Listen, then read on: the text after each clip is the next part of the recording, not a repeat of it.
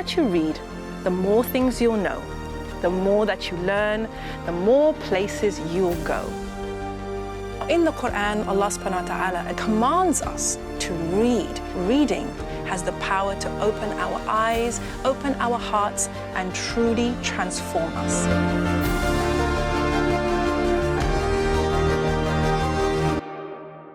Bismillah, assalamu alaikum wa rahmatullahi wa barakatuh. Welcome to the Muslim Bookshelf, the book show only on Islam channel.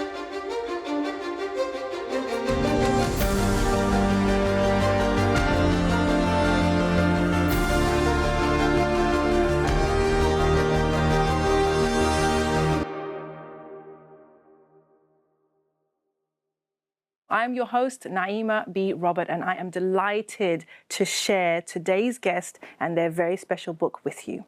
Now, in the Quran, Allah subhanahu wa ta'ala tells us that He narrates to us the best of stories.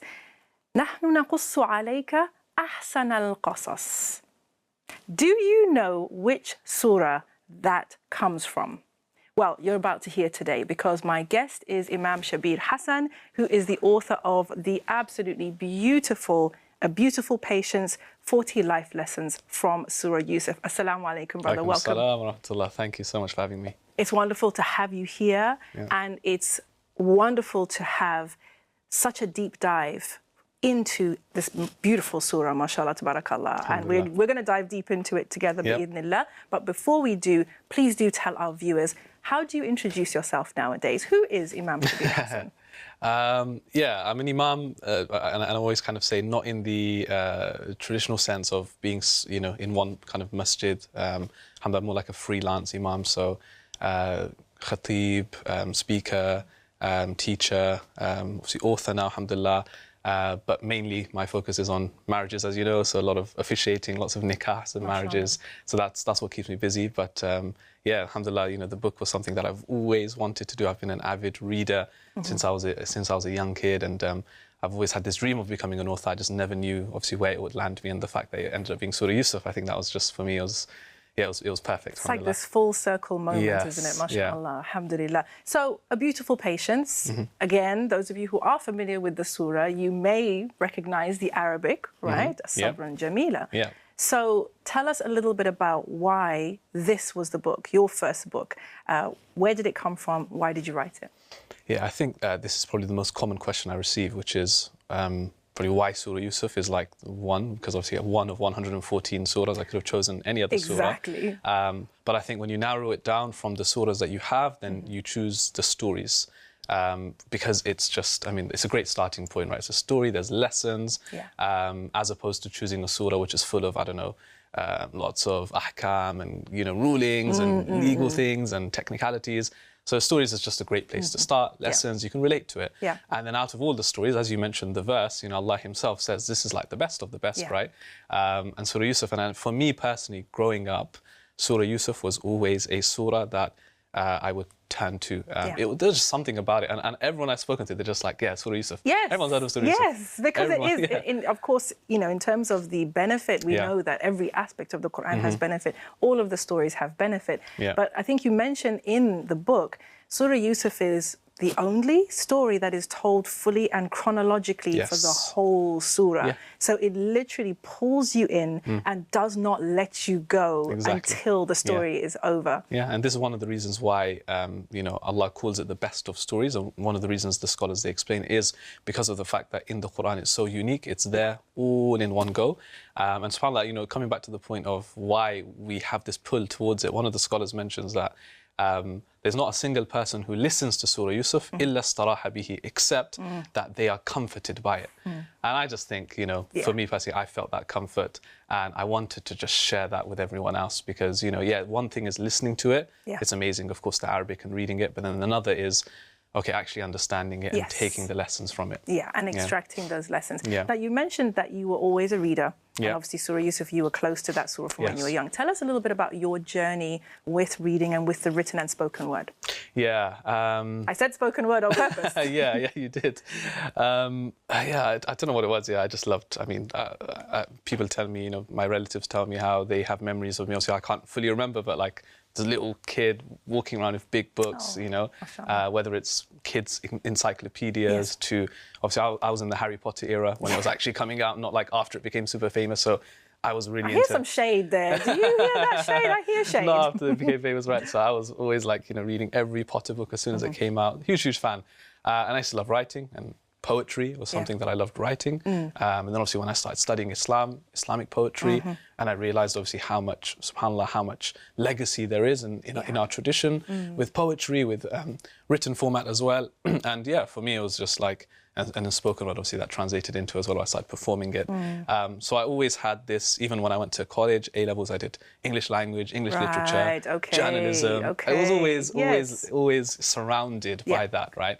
But obviously when I started studying Islam and Sharia and Quran, for me it was like, how do I bring these two together? And that's what it was really. It was a case of, you know, I'm scanning in bookstores, online, etc., and I'm finding that there's lots of great books out there, lots of literature. You can't fault that.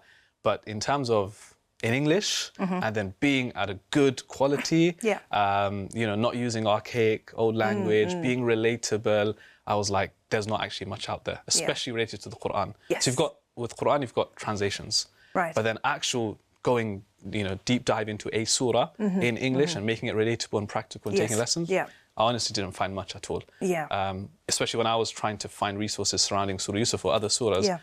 In English, I couldn't find much. Arabic, loads. There's a whole ocean. Interesting, really?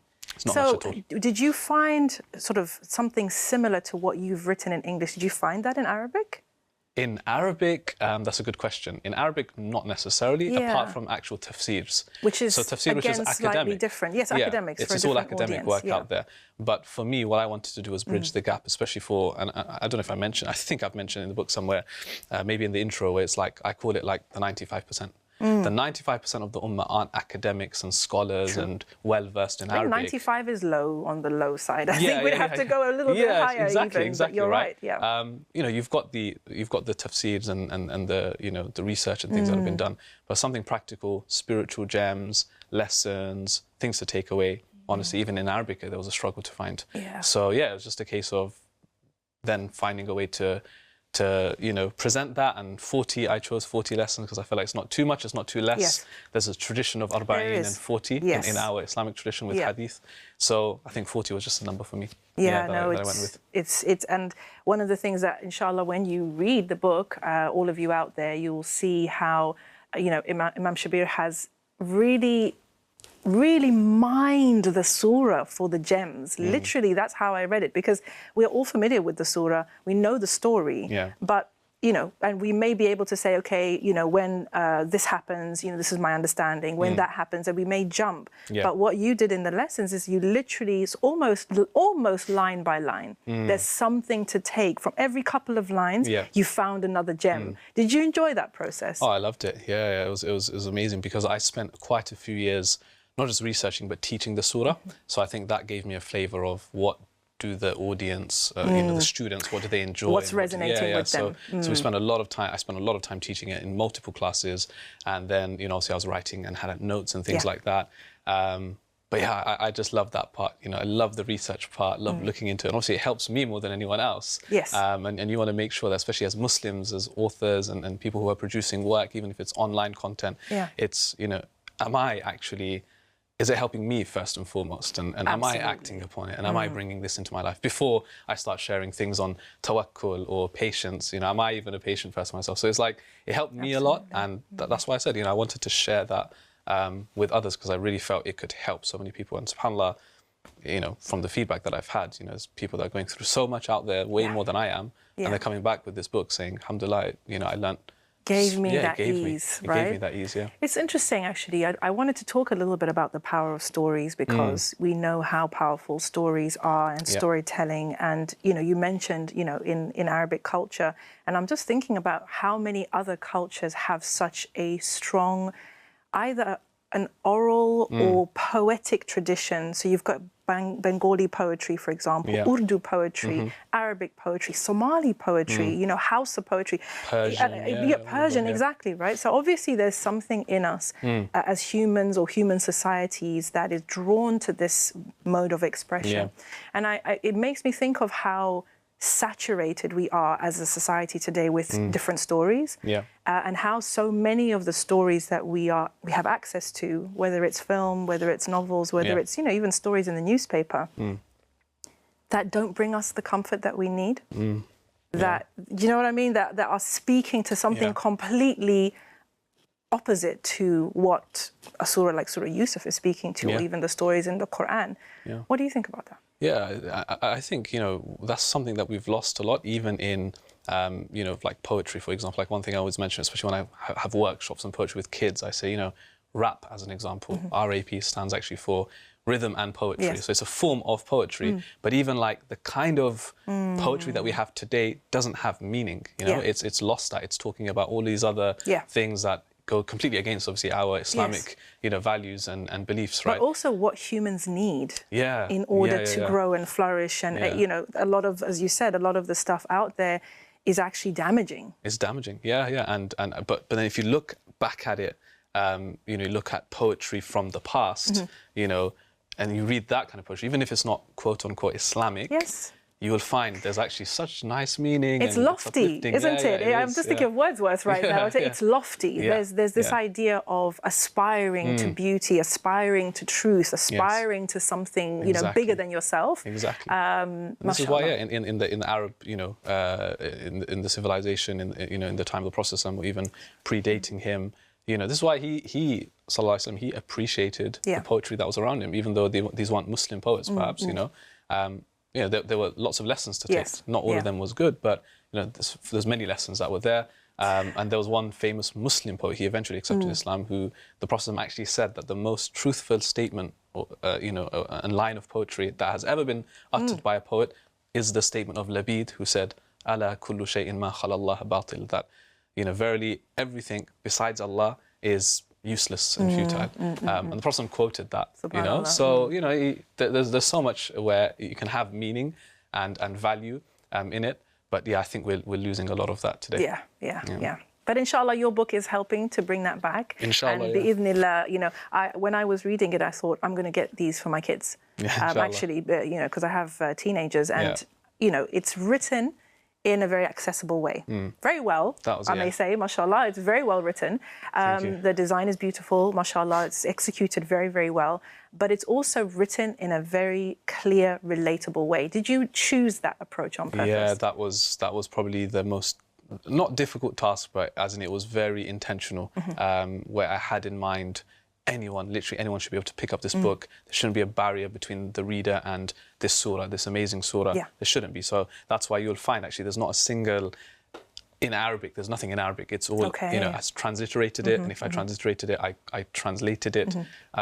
So I've tried to make it as simple as possible, even the translation that I picked of the verses. I didn't just go online and find any translation. I picked the more kind of contemporary ones, the ones that are more palatable. So for everything I kind of had in mind, and I just had this audience, like I said, the 95%, as I call it, that I want anyone to be able to pick it up. And alhamdulillah, from young children to adults to people who are familiar with Surah Yusuf, to even non-Muslims have actually been able to pick it up and say, actually this is, I can take lessons from it. I love the fact that you've had that type of feedback from so many different people, because when I was reading it, that was what came across for me. This is so relatable and accessible. And I think that's, for good or for ill, that's needed, because as you said, the 95%, we're being dumbed down. We're being discouraged from reading. Our brains are being rewired, and our attention spans, are suffering as a result of that. So it's almost like we need to reach back into the abyss and sort of pull people out with accessible examples of, what Islam teaches, how Islam can guide you, how Islam can make your life better. Exactly. So and even by the way, like the design and things like you mentioned, again, all of that was intentional, because the amount of people who have picked up the book just purely because of how it looks, and they were just like, okay, this looks interesting. We love it looks to see appealing, it. right? And that's how it should be. It should be, right? And as Muslims, we're taught to do things with ihsan. And for me, I was like, if I'm going to put a book out there, a book is, inshallah, something which we believe to be timeless.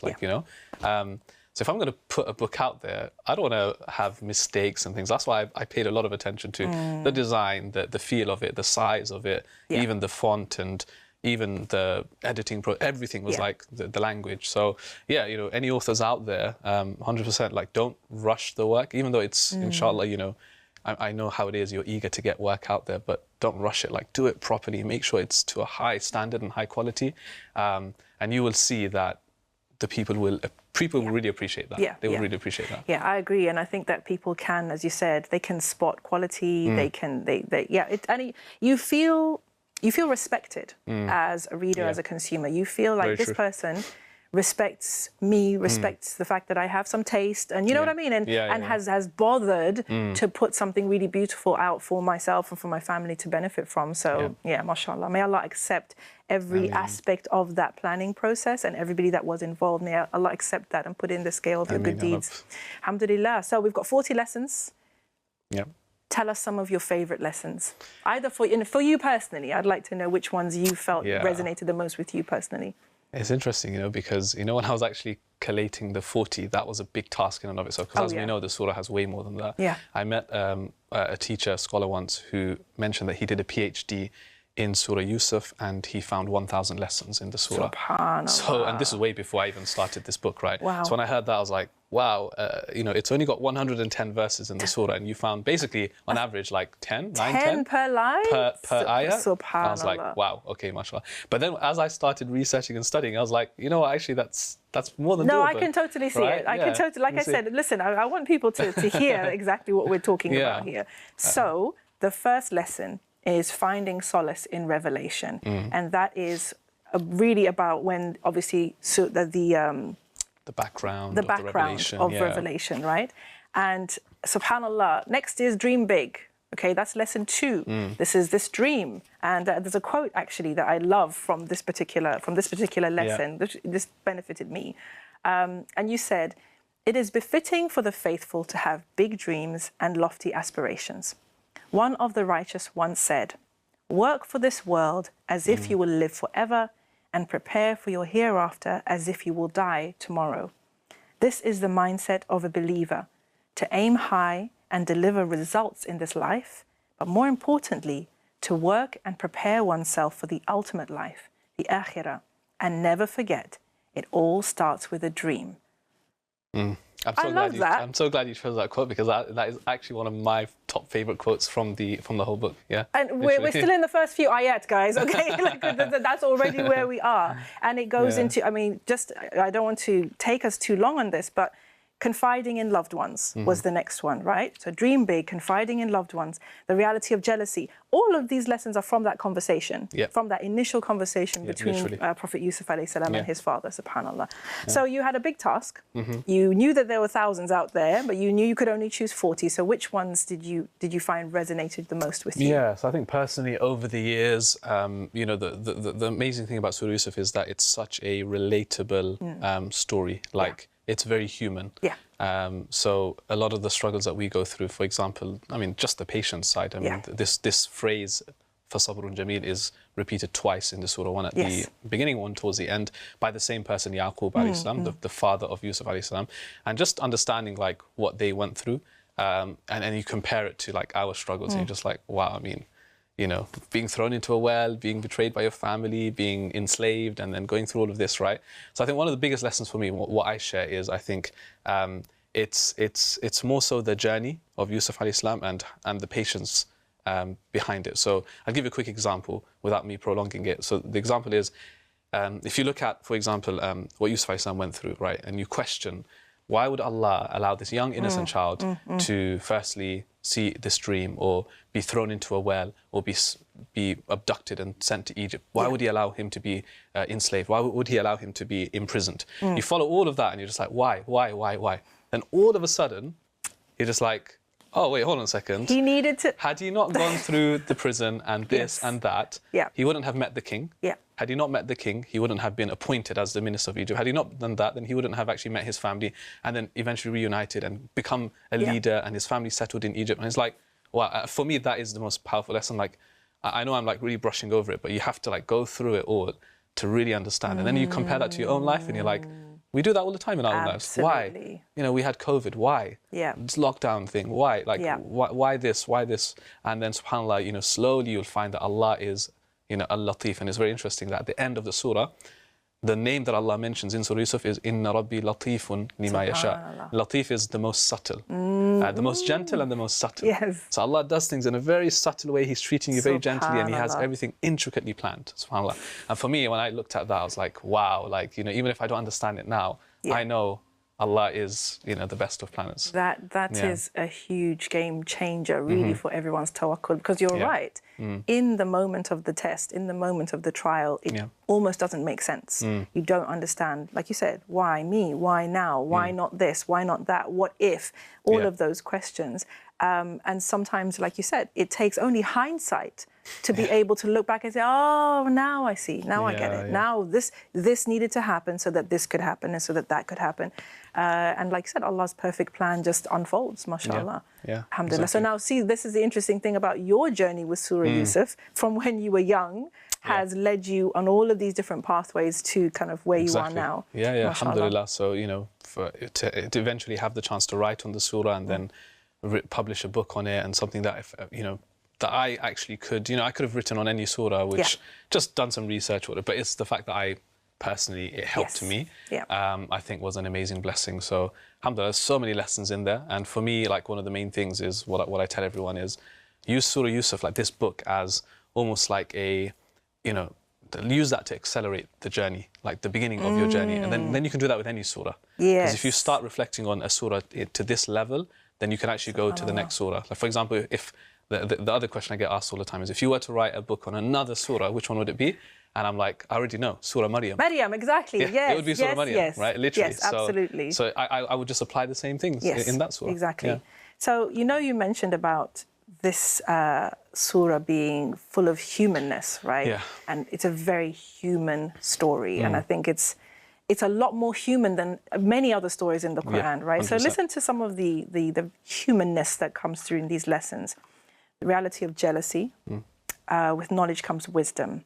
Outward appearances, consultation, offering advice, receiving criticism, the virtue of patience, escaping fitna, love, wisdom, gratitude, kindness, withholding, emotions, suppressing anger, hastiness, subhanallah, accepting your flaws, the sincere forgiveness. This is our journey. It's literally just full of it's a spectrum of emotions. Exactly. And that is really, I think, like you said, one of the reasons why this surah is itself so powerful, because it is an epic. It is an epic adventure. Subhanallah, with the highs and the lows and the the villains of the piece and the plot twists and so many things, mashallah. So if somebody was to say to you, okay, look, give me another lesson from the surah, what would you say you want them to kind of focus on or hone in on? Letting go, forgiveness. I mentioned in the book how there's many miracles in this story. The miracle of him interpreting dreams, to the miracle of Yaqub alayhi salam being able to smell, literally, and catch the scent of the shirt of Yusuf alayhi salam from such a distance. It's full of miracles, but I mentioned that perhaps one of the greatest miracles for me in the book is how, despite everything that Yusuf alayhi salam was put through and despite everything that Yaqub alayhi salam was put through, at the end of it, when the brothers came and they said, we messed up. And by the way, in that is a lesson from the brothers. Because you could criticize them all you want. Oh, how could they do that? And, there's some evil people. But you know what? The fact that they came at the end, even if it was however many years later, the fact that they put their hands up and said, we messed up, we're sorry, forgive us. How many of us can actually have the power and strength to admit that we went wrong, especially when you've committed a crime that much? It's like you want to cover it as much as you can. Yeah, they messed up when they were young, but alhamdulillah, at least they came to realization. So that's a lesson of admitting your faults. But then for Yusuf and Yaqub, they could have been, I always mention, like, Yusuf at that point was one of the most powerful men in Egypt. He could have done anything. He could have imprisoned them, tortured them, got his revenge there and then. But he thought, like, why? Like, Allah put me through this journey, I understand. Okay, they made a mistake. Why would I now not live my life, based on the actions of these guys, they messed up. And he forgave them for the sake of Allah sincerely. Yaqub alayhi salam forgave them for the sake of Allah sincerely. So I'm not saying, just ignore what people do and let people hurt you and take advantage of you. I'm just saying that eventually, especially, sometimes over small things we're kind of holding on to. So letting go, and you'll find how liberating it is when you just let go for the sake of Allah, as opposed to letting it eat away at you, because that other person's probably living their life and you're stuck there, right? So that's probably another lesson, just forgiving for the sake of Allah. Yeah. It's actually interesting how a lot of people have this idea that if I forgive someone, I'm giving them a pass. I'm doing something for them that they don't deserve. But the forgiveness is not for them. It's what you need, isn't it? Because like you said, the other person is probably just living their life, doing their thing. You're the one who's eaten up with the disappointment, the sadness, the frustration or whatever it is, and it's just eating at you. And to be able to let it go for the sake of Allah is what you need.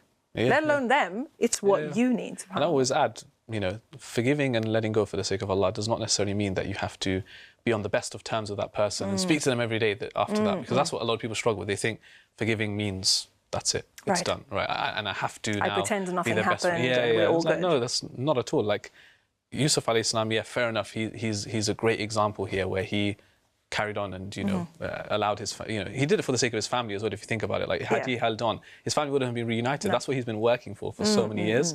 But no, it doesn't mean that Islamically, if you forgive for the sake of Allah, just let it go. Then just move on with your life. That's fine. Alhamdulillah. Like you're cleared. That's what's required. Yeah, that's what's required. That's the minimum. Exactly. That's required. MashaAllah.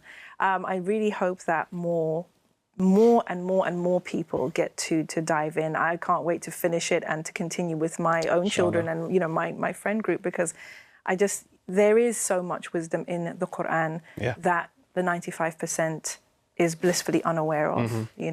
And I think more authors like yourself who are learned in the religion, who are able to understand the contemporary society and communicate in a clear way.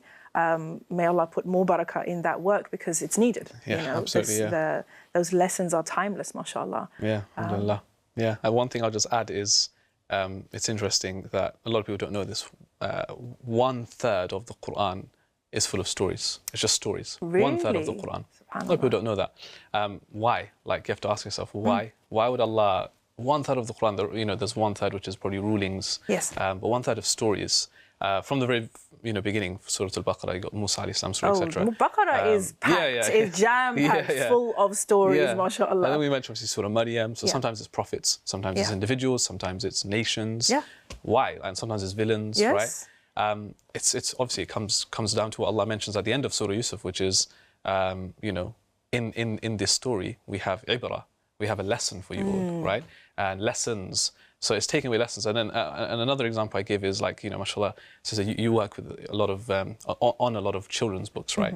You know that children love stories. Yes. That's the best way to teach children, right? So one example I always give is when it comes to approaching our faith, right? A lot of us are still children in the sense of our maturity levels of faith. So you think about the Sahaba or the Sahaba in the time of the Prophet ﷺ, they were kids. They had just accepted Islam in their first few years, right? So they're still kids, they're still learning. So the best way for Allah to teach them was through stories. So he's like telling the story of this person, that person. They're like, wow, okay, I get to learn this, or I have to avoid this. So I think that's probably the reason why I'm mentioning all of this is the best starting place. If you're struggling to connect with the Quran, then start with stories. Most people, they start from the beginning of the Quran, Surah Baqarah, and they're like, oh my God, like, it's going into debt and Islamic finance and marriage and this and that. Baqarah is, mashallah, it's a journey. Baqarah is a journey. It's a real journey, like you said. So I'd say, look, maybe go to Ali Imran even, or go to Surah Maryam or Surah Yusuf or Surah Yunus, and then you will see it's a bit easier. Yes, do what us reverts do, which is start with Nas. Well, even that, yeah, exactly, right? So yeah, it's just my tip on how to connect with the Quran. Start with the stories, and alhamdulillah, we've got one, and inshallah, hope to work on a few more surahs in the future, inshallah. So obviously you gave us a bit of a teaser. People have already been asking you, if you were to write another one, which one would it be? Are you working on anything new? Let's just say I'm in the planning stages of, and it is to do with Surah Maryam. MashaAllah. So yeah, again, it's a surah that I've taught, surah that I love. Wonderful. And it's not just one story in that surah, it's so many. So yeah, I think inshallah it would be Surah Maryam. Bi'idhnillah. We're waiting for that, inshallah. How can the viewers connect with you? Especially if they want to book a nikah and have you come and officiate at their wedding, how can people get in touch with you? I mean, social media, right? Just, if you just search Shabbir Hassan, inshallah, you'll find links to the book or links to nikah, etc., etc. So yeah, social media is the best place. Probably Instagram, I think, is the most currently as we speak. But you know how the game is changing. There's new ones every other day. Are you on TikTok? I am on TikTok. Yeah, I am actually on TikTok. You go. Yeah, I'm not as active, but yeah, I entered it thinking, why not? Why not put something in there? Put a little something in there for the yeah. algorithm, mashallah. Exactly. Well, I personally and I was so excited about this book when you first told me about it. Now that I've seen it in the flesh, I'm even more excited to see the impact that you're able to have through this book, bi'idhnillah. And my dua, as always with these, is that this book ends up on Muslim bookshelves everywhere, all around the world. Ya Rab, make it happen. Brother Shabbir, Jazakallah khairan for coming. Thank you so much for having me. It's a pleasure. For more inspiring books, check out our weekly reading list. The Heart of the Quran. Commentary on Surah Yasin with diagrams and illustrations by Asim Khan. Tafsir Ibn Khatir by Hafiz Ibn Khatir. Lessons from Surah Yusuf. Pearls from the Quran by Yasir Qadi. Tune in to join our weekly competition. Just answer the question below and you can win our award-winning book collection. What surah is Shabbir's book about? A. Surah Al-Ikhlas. B. Surah Al-Baqarah. C. Surah Yusuf. D. Surah Al-Falaq. To enter, email tmbs@islamchannel.tv. Terms and conditions apply.